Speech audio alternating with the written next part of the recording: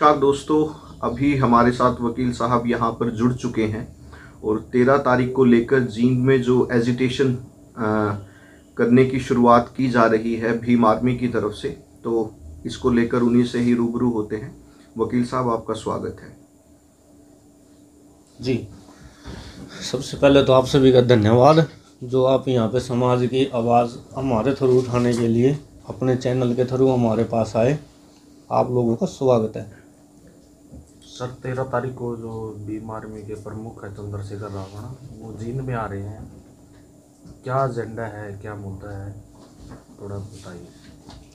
Agenda ये है भाई साहब, जो चंद्रशेखर आज़ाद जी हैं वो बिल्कुल एक गरीब व्यक्ति के लिए आवाज़ उठाते हैं। शोषित, गरीब, पीड़ित जो भी व्यक्ति है उसके लिए भीम आर्मी जो संगठन है और जिसके संस्थापक एडवोकेट चंद्रशेखर आज़ाद जी हैं, हर समय तैयार रहते हैं कि किसी व्यक्ति पे किसी भी तरीके का कोई अत्याचार ना हो, किसी को कोई दबाया ना जाए, पीड़ित ना हो। तो बिल्कुल इसी मामले में अपने जींद का छात्र गांव एक और एक खापड़ गांव है और खरक गादिया गांव है।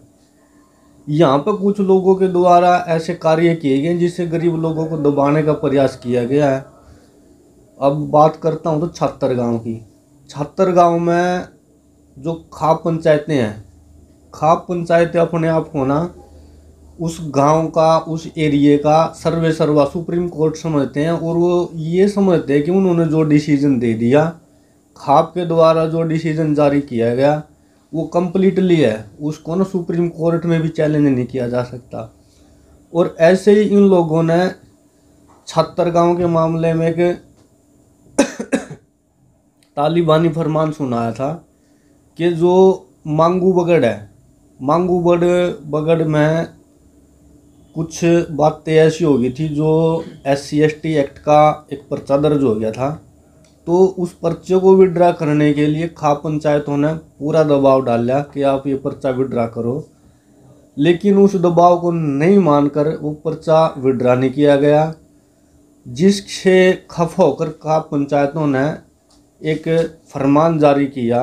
गांव में इकट्ठे हो गए एक पंचायत, तो इस पंचायत में ये कहा गया कि अगर आप लोग ये पर्चा विड्रा करते हुए SC/ST एक्ट का, तो आप हमारे भाइयों, हमारे गांव में रहोगे, हमारे साथ, आपके साथ हर तरीके का अच्छा बर्ताव किया जाएगा। लेकिन अगर आप ये पर्चा विड्रा नहीं करते तो आप लोगों के साथ गांव का कोई व्यक्ति किसी प्रकार का लेन देन, बातचीत, आना जाना, आवागमन, यहाँ तक कि उन लोगों को दुकान से जो उनके जीने के लिए आवश्यक वस्तुएं हैं वो तक देनी बंद कर दी गई। उनके गांव का जो आवागमन के साधन है, प्राइवेट व्हीकल है, उनमें बैठने की मनाही कर दी गई। उनके जो पशु हैं उनके लिए चारा लेने के लिए जब वो खेतों में जाते हो, खेतों में उनकी एंट्री बंद कर दी गई। और प्रशासन को जब इस बारे में बताया गया तो प्रशासन ने भी उन्हीं लोगों का साथ दिया। क्योंकि अब एक आपको मैं मुद्दे की बात बता देना चाहता हूँ। जो अपने डिप्टी CM साहब हैं दुष्यंत चौटाला जी, वो उनका चुनावी क्षेत्र है उचाना, और जो खाप पंचायतें हैं वो दुष्यंत चौटाला से बिल्कुल टच में है।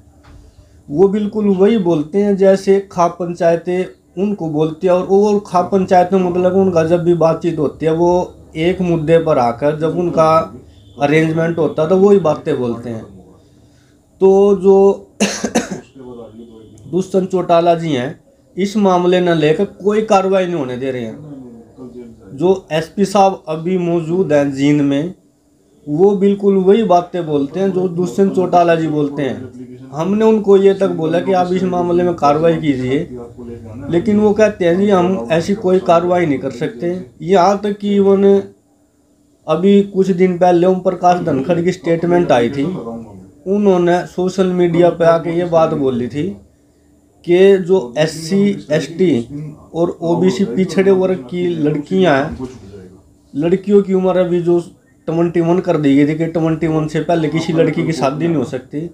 तो उसने इस मामले में आके बोला था कि इन लोगों के पास लड़कियों को पढ़ाने के लिए तो साधन नहीं है, तो इनकी लड़कियां 21 की एज तक ऐसे इंतज़ार नहीं करेंगी और वो घर से भागेंगी और पता नहीं मतलब कि समाज में गंदा माहौल करेंगी।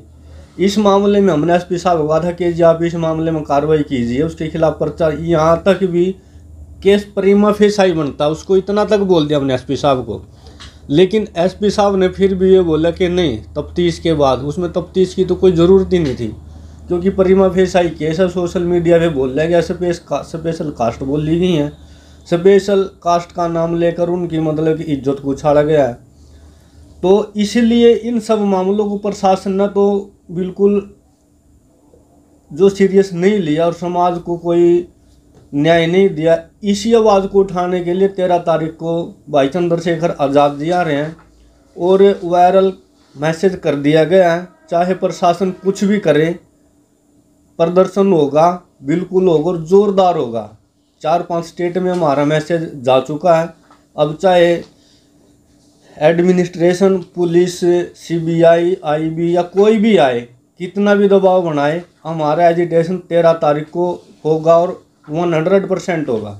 जी, तो अभी एक हफ्ता पहले जैसे मैं भी जींद में विजिट कर रहा था और उस दिन छात्र गांव से काफ़ी भारी संख्या में, हज़ारों की तादाद में लोग मौजूद थे और उनमें से अधिकतर छात्र गांव से ही थे। तो मैंने अलग अलग लोगों से पूछा भी, तो उनका ये कहना था कि भाई इस तरीके का जो गांव निकाला की बात की जा रही है, ऐसा कुछ हुआ नहीं है।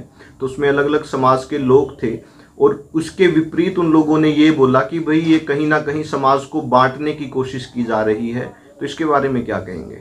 इसका तो भाई साहब छोटा सा जो आपका सवाल है, इसका जवाब मैं पहले भी दे चुका हूँ कि ये जो खाप पंचायतें हैं अपने आप को उधर का सुप्रीम कोर्ट मानती हैं और सुप्रीम कोर्ट ने एक बार जो आदेश दे दिया, जो भी पब्लिक वो हेजिटेशन में आई हुई थी वो सारी की सारी खाप पंचायतों की डायरेक्शन पे ही आई हुई थी। सारा उनको डायरेक्ट किया गया था कि आपने कैसे बोलना है, कैसे नहीं बोलना है। तो इसमें तो कोई मतलब के जवाब देने की बात ही नहीं है। जी, तो आपको नहीं लगता कि भाई जैसे आप प्रोटोकॉल्स को तोड़ने जा रहे हैं, अभी रैलियां भी नहीं हो रही हैं, तो कहीं ना कहीं तनाव का माहौल हो सकता है प्रदेश में आपके एजिटेशन को लेकर? तनाव का माहौल तो ऐसा है भाई साहब, देखो तनाव का माहौल आप कह रहे हो हेजिटेशन को लेकर, जो अभी तो ये हेजिटेशन सिर्फ इसलिए किया जा रहा है कि जो कोविड-19 है ना, कोविड-19 से आज तक इतने लोग नहीं मर रहे जितने लोग SC ST एट्रोसिटी एक्ट में आज तक डेथ हो रही हैं। और ये तो कोविड-19 अभी आया है, हमारे लोग तो इस बीमारी को ना हज़ारों सालों से झेल रहे हैं। तो फिर मतलब हमारे लिए तो कोरोना और इससे ज़्यादा घातक बीमारी से हम पहले पीड़ित हैं। तो इसका हमारे ऊपर कोई असर नहीं है कि कोविड-19 की वजह से कोई रेस्ट्रिक्शन है या नहीं। हम प्रोटोकॉल का पूरा ध्यान रखेंगे जो सरकार की गाइडलाइन है, लेकिन हमारा एजिटेशन बिल्कुल होगा। चलो, क्या तैयारी आपकी चल रही है चंद्रशेखर रावण को लेकर इस तरह से? भाई साहब से लगभग टच में रहते हैं कि क्या करना क्या नहीं करना, और तैयारियाँ फुल जोरों पर हैं। कितने लोगों का अनुमान है जो जींद में कितने लोग हैं वो पहुंचेंगे, और कब से कब तक ही है जो आपका एजिटेशन है, जो प्रदर्शन है, वो टाइमिंग क्या रहेगी इसकी? हेजिटेशन पब्लिकली तो इतना कह सकते हैं कि हज़ारों की संख्या में, लाखों की संख्या में पब्लिक आ सकती है। और हेजिटेशन का समय जो अभी सेट नहीं किया गया है, सेट किया जाएगा बिल्कुल 12 तारीख को समय तय कर दिया जाएगा कि किस टाइम भाई साहब आएंगे, किस टाइम मतलब कि ये सभा घोषित किया जाए, किस टाइम SP से मिला जाएगा, या वो SP क्या कहता है। अगर वो कुछ हमारे को धरना प्रदर्शन पहले से चल रहा है और वैसे ही चलता रहेगा। कोई रोड मैप भी तैयार किया गया शहर में प्रदर्शन को लेकर, क्या SP ऑफिस के बाहर ही रहने वाला है? बिल्कुल, वो SP ऑफिस के बाहर रहेंगे और वहीं से सारा का सारा जो धरना प्रदर्शन वहीं चलेगा, क्योंकि प्रोटोकॉल का पूरा ध्यान रखा जाएगा। अगर शहर में निकलते धरना प्रदर्शन तो उसमें प्रोटोकॉल का थोड़ा दिक्कत आ सकता है, लेकिन हम एक जगह पर बैठ कर ही SP साहब का और DC साहब का घेराव करेंगे, इतना कन्फर्म है। चलो, ये बताइए चंद्रशेखर रावण की यहाँ क्यों जरूरत पड़ी? मामले तो और भी बहुत चले हुए हैं SC ST को लेकर, इसकी यहाँ क्यों जरूरत पड़ी? यहाँ और हर जगह भी भीम आर्मी का सिपाही जहाँ भी है वहीं चंद्रशेखर आज़ाद है। और चंद्रशेखर भाई साहब को इसलिए इधर आना पड़ रहा है क्योंकि ये जो मामला है काफ़ी हाईलाइट हो चुका है और पुलिस में इसमें जानबूझकर कार्रवाई नहीं कर रही।